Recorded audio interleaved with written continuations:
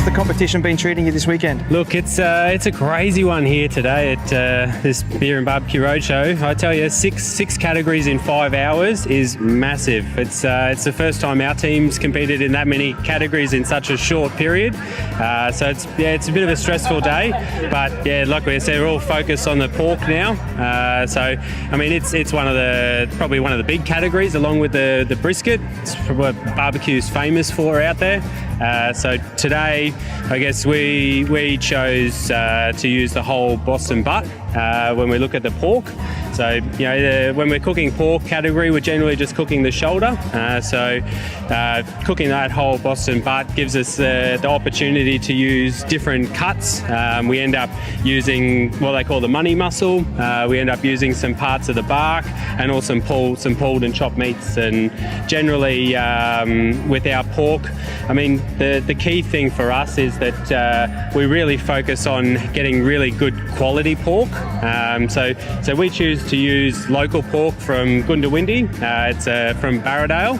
And we partner with the butcher shop at Cannon Hill to make sure that we get the best quality meat in what we're cooking. I mean, the barbecuing is one part of it. The selection of the meat is another part. And if we can choose local quality meat, which we get good meat here in Queensland, then that's a big thing for us as well. I mean, we're kind of lucky in a little bit that all of our team are all chefs. So wow, we've had a lot of experience with a lot of farmers out there and a lot of these the growers, and they're really so passionate about the animals that they're raising. You know, our beef products. So we generally try to use black onyx beef when we're doing our briskets, and you know, even down to sometimes we're using Cape Grim beef. And I've never seen farmers so passionate about growing grass.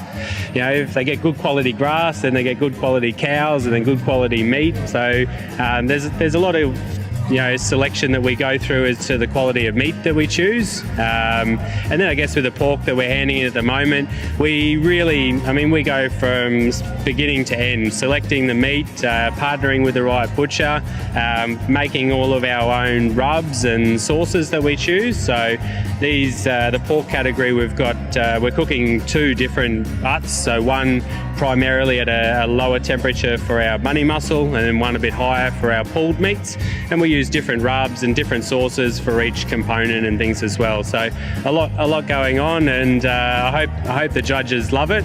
But yeah, I mean, in terms of the cooking, I think we had these in probably around 7 o'clock this morning, and we're handing in around 3 o'clock today. So yeah, there's 7 or 8 hours. Yeah, about 8 hour cook time we aim for on the pork, and we're using a combination. Sometimes we're using a barrel smoker or a drum smoker, and we've also got a patio smoker that, I mean, again, we partner with Tim from Recent Sons with regards to getting our smokers and getting the right cooks on our products as well.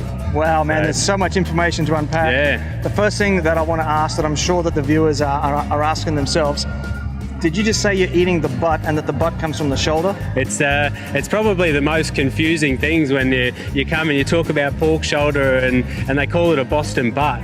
I mean, but yeah, the Boston butt is the cut that encases the shoulder and the blade, and there's a few different muscles in there that we get to choose from, and we generally are cooking it whole, and I mean, there's lots of different ways you can go about cooking it. We generally, we're trying to get a nice bark on the flesh side, so we're cooking fat side down, and probably maybe a little bit higher in temperature than a lot of traditional low briskets or something like that. What does that word bark mean? You keep saying bark. Look, it refers to probably the exterior of the product. We're looking for not only good colorization on the exterior, but it's all, I guess, about the texture and the flavour. I mean, that's where you're getting the majority of the flavour of your rubs that you're choosing. So you want that really, the flavour of the rub to come through in the bark. We use a lot of different moisture sprays as we're going through the process to make sure that our bark's not too dry. that's probably one of the things when we first started to where we are now. Just it's so many different things to try and get the perfect end result and what we're trying to achieve. Sounds amazing, mate. Yeah. Thank you so much for your time. So there you have it, folks. It's the world of competition barbecue through the eyes of a fully qualified chef who has been up for all night. He's been up all night and he's just cooked an 8-hour big chunk of pork and hand into the judges. Mate, good luck, and I hope to see you up on the stage. 2 more to go. See you later.